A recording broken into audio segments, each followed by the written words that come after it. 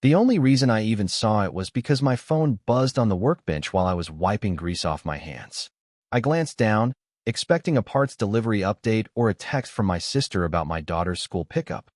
Instead, it was an Instagram notification from an account I hadn't thought about in months. Claire Wexler posted for the first time in forever. One photo, one caption. Claire, 33, founder and CEO of Wexler Collective. The kind of woman who gets written up in business magazines like she's a hurricane in a blazer, was sitting in a clean, sunlit room, holding a newborn baby boy. The baby's face was half turned toward the camera, eyes squeezed shut, tiny fist near his mouth like he was already fighting the world. The caption wasn't sweet. It wasn't normal. It was the kind of sentence you write when you're trying to say everything without saying anything. You came from a night I thought I could bury, but you never left me. My stomach did that slow drop it does right before bad news. I'm Mason Reyes. I run a small auto and HVAC shop outside Santa Fe, New Mexico. It's not glamorous. It's the kind of place where the coffee tastes burnt on purpose and the radio stays on classic rock, because the mechanics will riot if you change it. Most days I can keep my life in a tight little rhythm. Get my daughter Lily to school, keep the shop running, get home in time to make dinner, pack lunches, read a bedtime story, stare at the ceiling after she falls asleep, and pretend I'm not still angry at the universe. But that photo snapped that rhythm clean in half. Because the baby in Claire's arms looked like my baby pictures. Same chin, same little crease at the corner of the mouth, same stubborn brow, like he already had an opinion about the world. And my first thought wasn't romantic or hopeful. It was raw, stupid panic. Because I knew exactly when that baby could have been made. I set my rag down. I stared at the screen. My hands started shaking like I was back at the hospital 2 years ago when a nurse told me my wife wasn't coming home. And before I could talk myself out of it, before I could be reasonable or polite, or whatever people expect grieving dads to be, I typed the only words that mattered. Is this my child? Claire didn't answer. Not that day, not the next. And that silence did something to me I didn't love. It turned my grief into momentum. See, Lily's mom, my wife, Anna, died in a wreck coming home from a late shift. Drunk driver ran a light, walked away with scratches, and I got a phone call that split my life into before and after. After that, everything became smaller. My world shrank down to lunchboxes and school forms and the sound of Lily crying into her pillow because she wanted her mom. I quit a decent engineering job because I couldn't stare at clean blueprints while my kid fell apart at night. I started working with my uncle at the shop because fixing broken things was the only kind of control I had left. And I told myself I was done with surprises, done with chaos, done with nights that throw your whole life sideways. Then came that one night, 9 months ago, in Phoenix. I was there for a parts expo I didn't even want to attend. I remember sitting alone at the airport hotel bar after the event, drinking a beer I couldn't taste, trying to outweight the silence of my room. The bartender kept wiping the same glass like he was trying to erase time. And then she walked in. Claire. Not CEO Claire. Not the polished photo version with perfect lighting. This Claire looked like she'd just gotten punched by life. Hair pinned up wrong. Eyes red like she'd been holding back tears in a room full of sharks. She ordered whiskey neat with the kind of voice that didn't invite questions. I should have left her alone. I didn't. Not because I was trying to be a hero. Because I recognized that look. The look of someone who's losing a fight they're not allowed to admit they're in. I said, rough day? She laughed once, bitter, sharp. That's one way to put it. We talked. Not small talk. Real talk. The kind you only do with strangers because strangers don't know where to poke the bruises. She told me she was trying to buy a company, and their board basically told her she wasn't the right face for a family brand. Translation, she didn't have a husband, didn't have kids, didn't fit the little picture in their heads. I told her my wife was dead, and I was tired of pretending I was fine. We didn't exchange last names.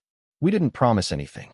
We just sat there until the bar got quiet, and the world felt less heavy for a minute. And yeah, we went up to her room. It wasn't some steamy movie moment. It was two people grabbing for warmth in the middle of their own storms. In the morning, there was awkwardness, coffee, and a strange little silence that felt like it mattered. We traded Instagram handles, because that's what people do now when they want to keep a door cracked, but they're scared of walking through it. Then we went back to our lives. I went back to my daughter. She went back to her empire. End of story. Until it wasn't. So when she posted that baby photo and then ignored my message, I didn't sit around wondering. I booked a flight to Chicago the next morning. Because if there was even a chance that baby was mine, I wasn't going to be the guy who found out years later through a random DNA kit and had to live with the fact that I didn't try. Wexler Collective's headquarters looked exactly like you'd expect. Glass, steel, security desk. Artwork that probably cost more than my truck. I felt out of place the second I stepped inside. My boots squeaked on the polished floor. The receptionist's smile froze when she saw my work-worn jacket and the way I kept checking my phone like I might bolt. "Do you have an appointment?" she asked.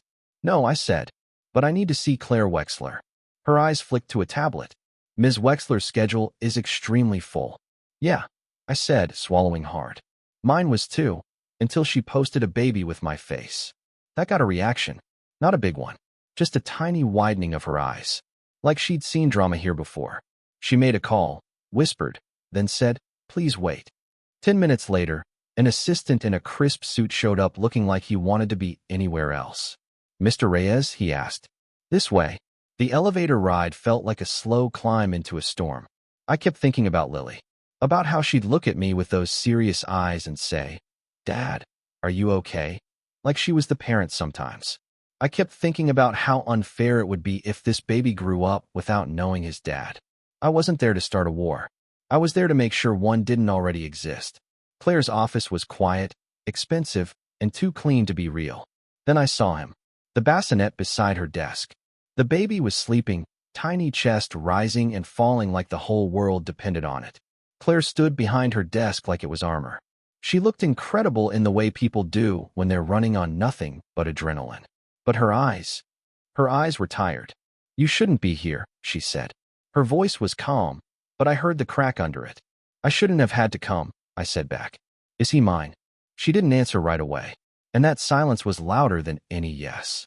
"His name is Jonah," she said finally, like naming him was a shield. "Jonah Wexler." "How old?" 3 weeks. My chest tightened. 3 weeks. That meant she'd been carrying him through all those headlines, all those board fights, all that perfect public image, alone. "Why didn't you tell me?" I asked. She lifted her chin. "Because I didn't need help." I stared at her. "That's not what I asked." Her eyes flashed. "I was on birth control. We used protection. It wasn't supposed to happen. And when it did, I made a decision. A decision for both of us," I said. "You don't even know me," she shot back. "I know enough," I said, voice low. "I know you held my hand in a hotel room like you were afraid of disappearing. I know you're not as cold as you want the world to think. And I know that baby has my chin." Jonah chose that moment to wake up. His face scrunched up, the pre-cry warning I've seen 1,000 times with Lily. Claire stiffened like she'd been bracing for impact. "He's colicky," she said quickly, like she needed me to understand she wasn't failing. It was just a condition.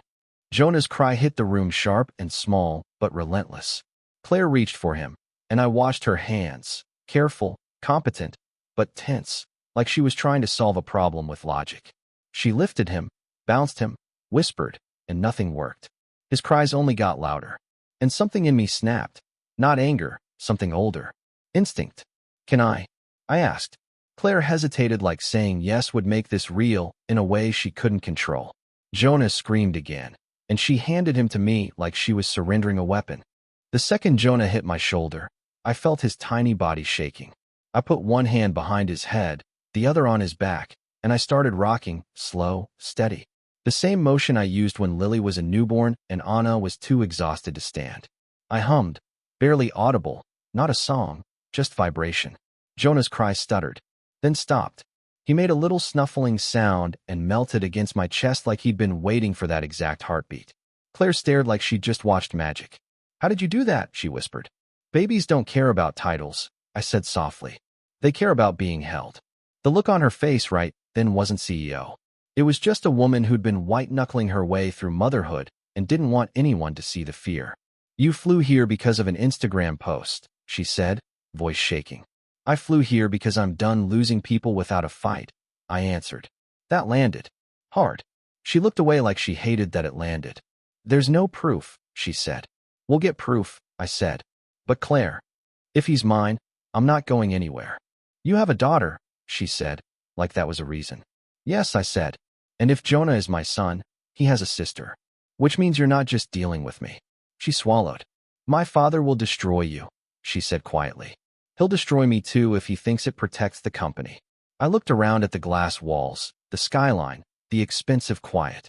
You built all this to prove you didn't need anybody, I said. But that baby, he doesn't care what you built.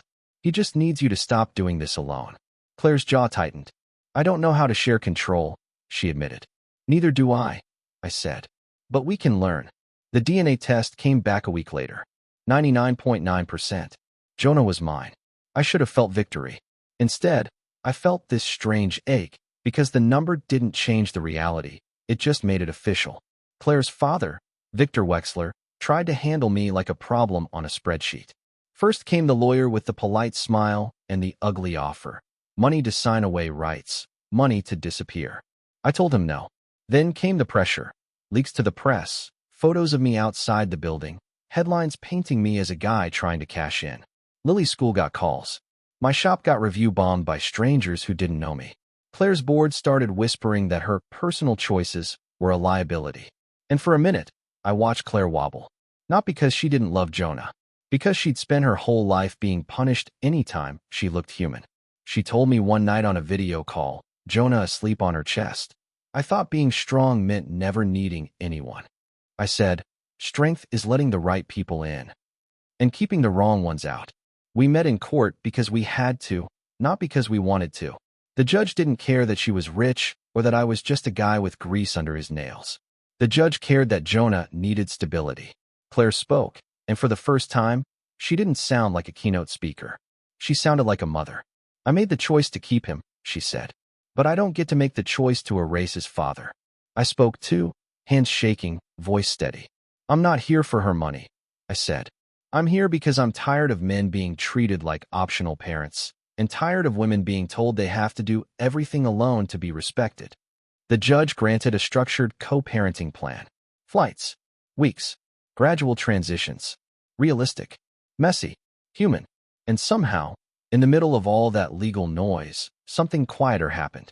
Claire came to New Mexico with Jonah. She sat at my kitchen table while Lily colored pictures and asked her, dead serious, "Do you like pancakes?"